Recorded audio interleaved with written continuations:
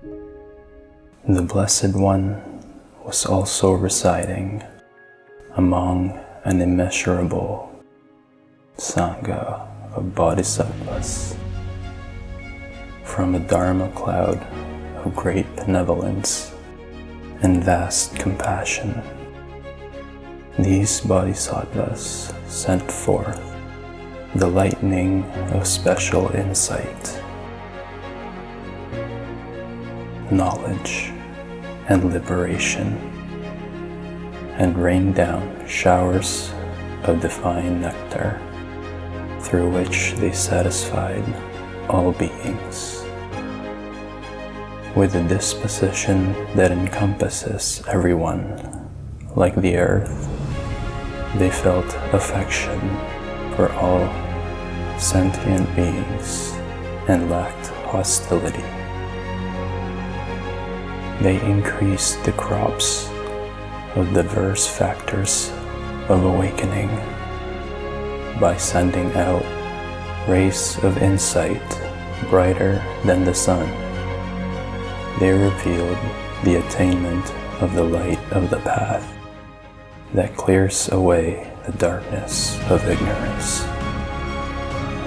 They opened sentient beings like lotus flowers, brought the roots of virtue to maturity, and dried up the rivers of craving. They rely on tranquil abiding and the powerful higher knowledges in their pursuit of knowledge.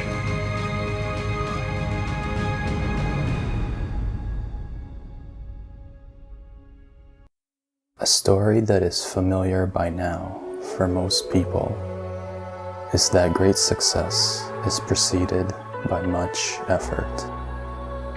But one thing that most people can easily lose sight of in that success is what it really took to get there. And almost always, it was when they could finally let the pieces fall where they may. It either takes a great deal of skillful execution or unfathomable circumstance before we, as individuals, learn to surrender our control. From this place we open up to potential and possibility, the field where true success emerges from. I grew up most of my life surrounded by people's amazement at the depth of my thoughts. Long before my spiritual awakening took place, I remember constantly finding that I simply loved to learn. I loved to learn because it let me experience a life that was full of wonder and mystery. I thought this was the same for everyone. At one time when I was a young child, I remembered watching a Hollywood film where a quote was said along the lines of, "Most humans only ever use 5% of the total capacity of their minds." I was both bewildered and engaged by this statement. I looked at myself and thought, wow, I'm only at 5% right now.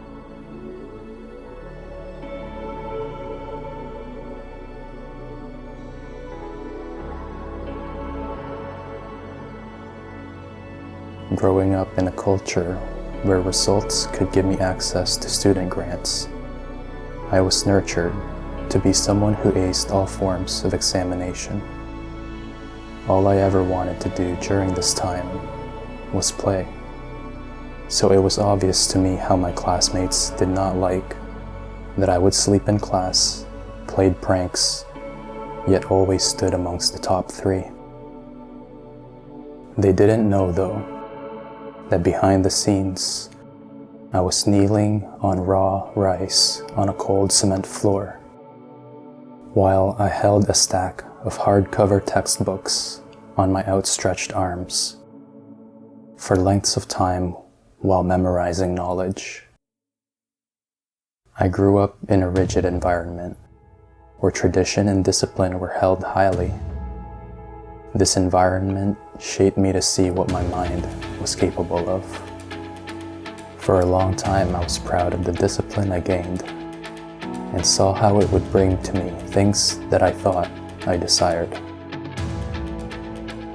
It wasn't until I was around 18 years old that I realized how rigid my environment was.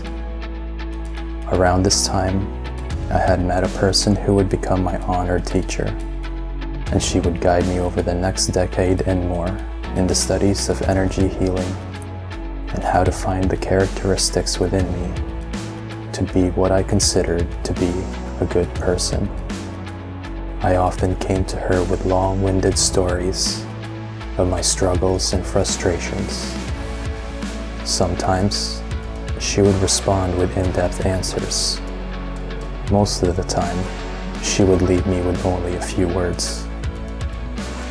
The ideas that I had of what learning meant was transformed over and over by the constant clarity she saw when looking at me.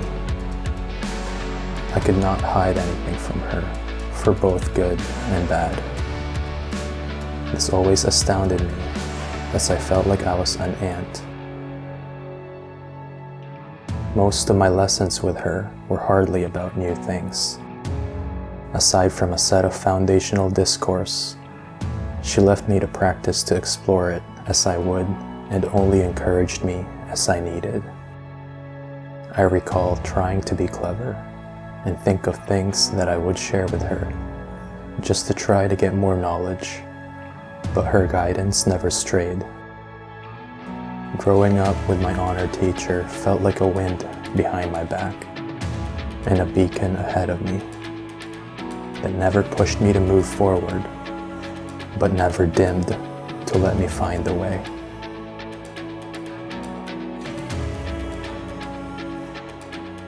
Her role in my life stood as an embodiment of great compassion, a life that was built upon perseverance and openness, skillfully represented as patience and love.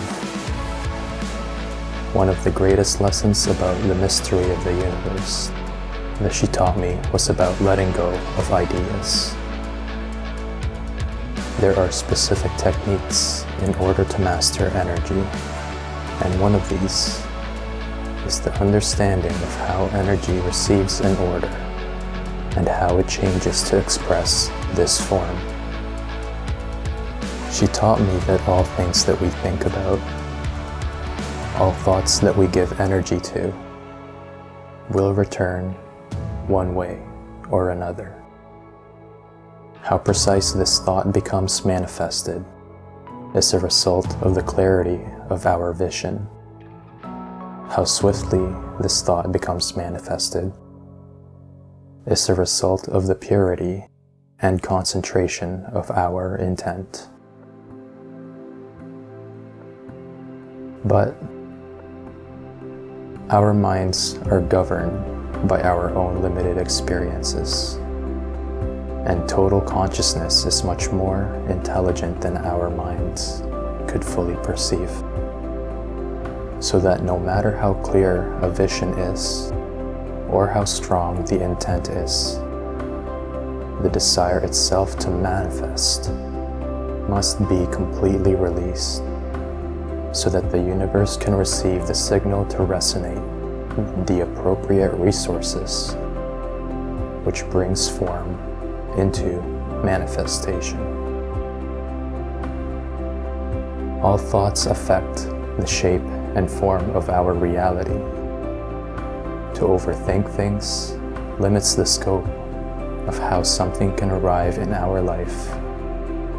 And this is precisely true when it comes to success, because we are often stuck on a belief of what success means to others. It becomes easy to never find out what success means to ourselves. I grew alongside her, but it was only after I grew without her that I understood what it meant to fulfill my potential. In this, I found the people that brought me success long after I sought it for myself. What I discovered to be true success was something that I could never have chased after, because my previous ideas were based on achieving something that could also be taken away. I grew to dissolve my ideas, a step that never stops. As I matured, I learned that generating successful ideas had to do with my motivation for taking action to begin with. As I matured, I learned that the quality of my interactions were solely dependent on my ability to not have an expectation towards the outcome. As I matured, my definition of success transformed towards seeing the lasting changes in the souls and minds of each individual who connected with me. It transformed from an idea of exchanging effort for reward into a truth of desiring to be of service, to bring the benefit of what transcends the limits of time and space.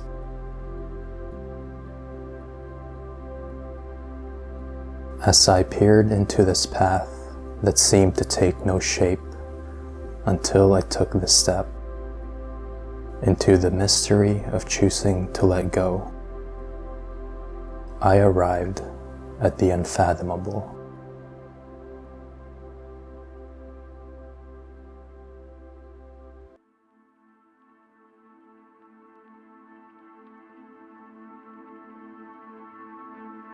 The struggles of life appear overwhelming when we are unable to perceive beyond the immediate needs of our expectation. This can happen because of a lack of energy, skills, knowledge, and support systems that can bring us from one state of mind to another. Until we learn and apply the necessary changes in our life, we continue to entangle ourselves in the painful experiences that we desperately wish to move away from. This leads to a life that leaves us petrified, withered, and sapped of innocence. If you are looking for a multidimensional approach to solve this problem, going from a position of disadvantage to an understanding of cause and effect, and how to cause the effects that leads to a life of inspiration. The power of the subconscious mind is that the conscious mind was born of it. We as human beings only refer to it as subconscious because there are too many things about it we do not know. Here is where we find the first step for shifting perspective. There is no subconscious or conscious mind. There is only awareness of consciousness. An individual's experiences are directly expanded or limited by the quality of their awareness. By learning how to guide the attention of the mind to point towards the mindful moment of what is happening, it is possible to mobilize the senses to remove the illusion of fear. To quote a famous movie called After Earth, fear is not real. The only place that fear can exist is in our thoughts of the future. It is a product of our imagination, causing us to fear things that do not at present and may not ever exist. Do not misunderstand me. Danger is very real, but fear is a choice. We are all telling ourselves a story. Root yourself in this present moment.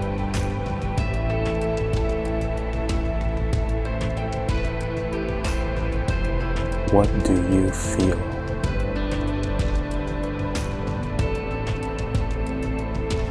All experiences are based upon the dependent origination caused by the phenomenon of impermanence. Having physical senses acts as much of an anchoring tool as much as it is the source of all confusion. Dependent origination has the power to confuse the way that the mind perceives the senses, and vice versa. Dependent origination is a motivation that arises as a result of an effect that is dependent upon another factor in order for it to exist. Its conditional nature, being dependent on another origination, always leads to the cause of myriad endless thoughts. Simply put, if this doesn't have that, then it's no good. If this happens because of that, then it's no good. It is easy to see that in a world thrust upon dependent origination that lacks awareness, too many things are no good. Knowing about dependent origination is only part of the skill. The true skill is in knowing how to retrace our thoughts from where we find ourselves in a moment back to where the thoughts started from.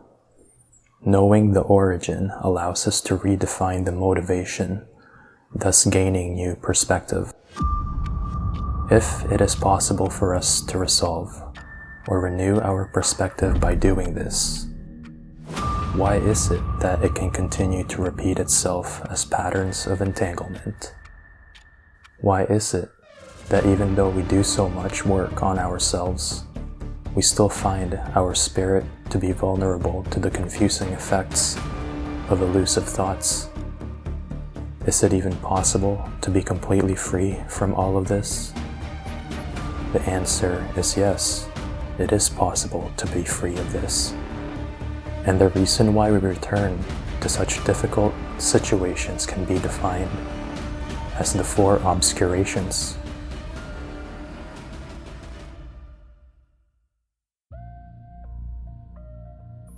They are karmic obscuration, which is the negative experiences that are a result of past actions.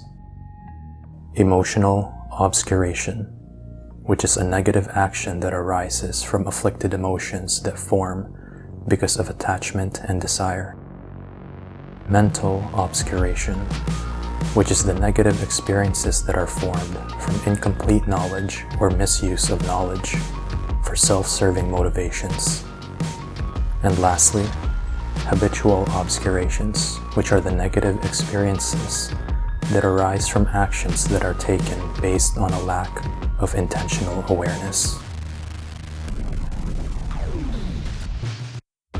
By knowing how various negative experiences can arise, we can pinpoint their nature and retrace our thoughts to the point of dependent origination. For the untrained mind, it is easy to assume that thoughts are uncontrollable and to live life in a way as though we are not responsible for how we think. But in order to achieve a state of resting happiness, knowing what thoughts create experiences of suffering can allow us to choose a different path. Even if the circumstance is similar, it shows up differently. To me, it's not even the generosity of giving the card, it's more like not being attached to the gift itself. It's like, what am I hanging on to this for? Like, I don't know. Whether I succeed or not, who cares? There's an experience to be had. I feel like it feels like being grounded or rooted, but also having, I guess, forever to grow to. Almost like having the firm foundation of thick roots of a tree, but also having like forever to expand to is kind of what it feels like. It feels like the branches can reach as high as I want them to. It turns out by relaxing the shoulders, a bunch of things just relax, and things I've been trying to relax for like months. What's really interesting is that experience of trying to relax the shoulders. A lot of it is emotional because the mind actually feels like it has something to hold on to. It doesn't know what's going to happen next. I might injure myself if I let go, basically. And if I was ready to commit without any expectation, no judgment, I have to show you this. And there's A bald eagle. You know what I chose. It got me here. And the magic continues. I remember just like seeing everything in a totally different way. It was like I saw it for the first time, and experiencing within myself different patterns of entanglement and emotion that have been kind of driving me like strings of a puppet, and I would be responding to them. And then having that space in the situation when I'm interacting in this most challenging relationship, and being able to see it and be like, okay, wait a minute, there is room here. I don't need to respond. And actually, like, it started with this awareness, but then the next interaction, I'll be like, I'm not gonna respond, I'm not gonna do it, and I wouldn't do it. And how everything changed from there. Like, my mind is trying to classify experiences and put them into almost like buildings and structures, rooms or walls, just to have something to stand on, because it's so scary to not know and not know what's going on, not know who I am, what am I doing. So it doesn't really go anywhere. It's, you know, it's always there, but we move away because I think we go deeper. So as the experiences progress, and I'm going through the process again, so it's like the repetition of the process of gathering more experiences, and then the tension kind of builds up, and it feels like there is nowhere to go anywhere, because I'm literally squeezed by that wall, and my mind has built so much already that there is no other choice but to break through.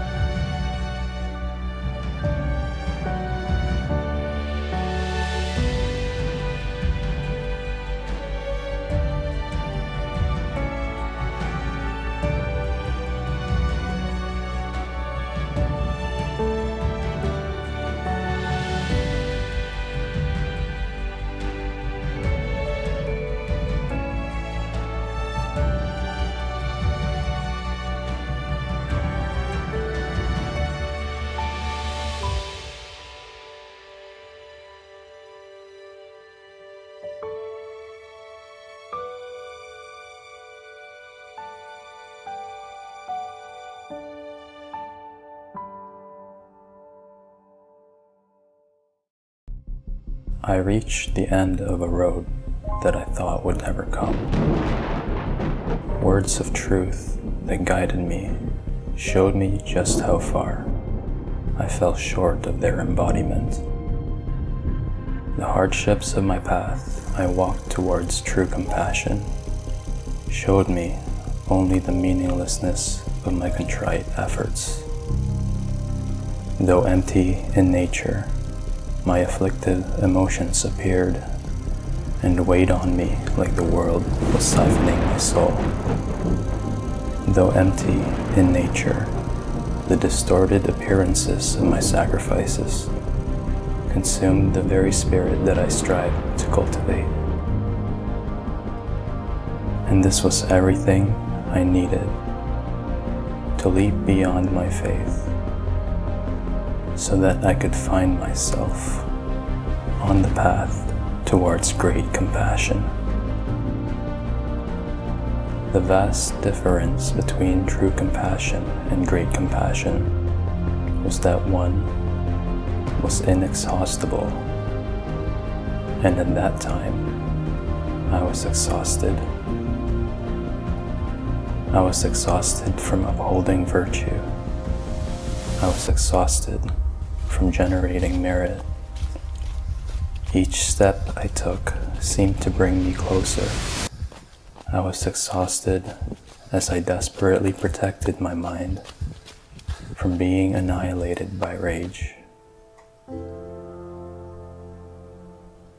True compassion comes about as the result of the awakening of our true nature that is accompanied by the lucidity of pure consciousness and the direct experiences of emptiness as the nature of reality.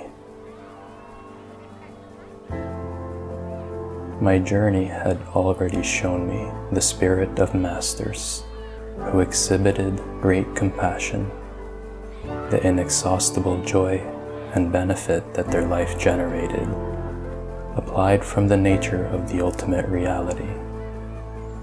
In this way, I knew that it was not impossible.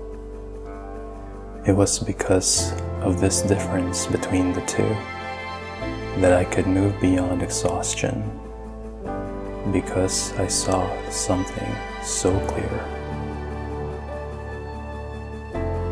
Whether by fate or fortune, I remembered the observations of the way at a time when my soul was at risk of flickering away. In order to become whole, allow yourself first to become partial. If you want to become straight, allow yourself first to be crooked. All things in the universe comes into being perfect as they are. Shaped by their circumstance, they return to the source. Shaped by my circumstance. Shaped by my circumstance. I let the fire burn me as a means to purify my thoughts. I faced it not from courage, but from sincerity of what I sought. Not all flames were created equal.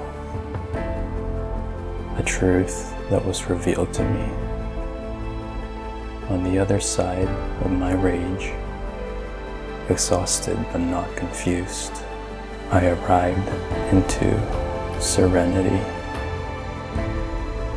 Fully emptied, I was made aware. Shaped by my circumstance, I pondered. All bent out of shape, so it seemed. Unrecognizable reflections from a dream. Great compassion was something attained, granted by the will of the world. It came from the sincere desire to nourish the truth in all beings, including those who have awakened.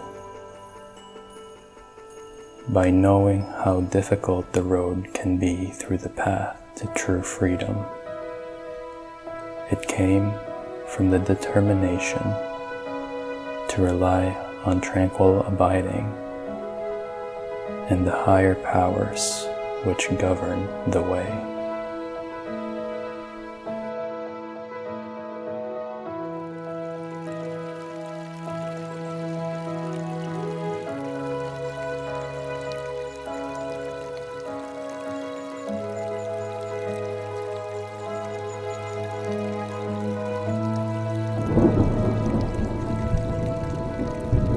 Time flows, unending as one current. This current is constant.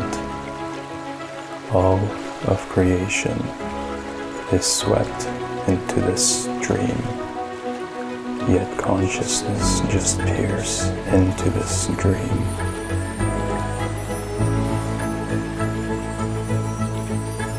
Rush of the magnitude. One movement is flow. Speed is unchanging. Put all things to slow.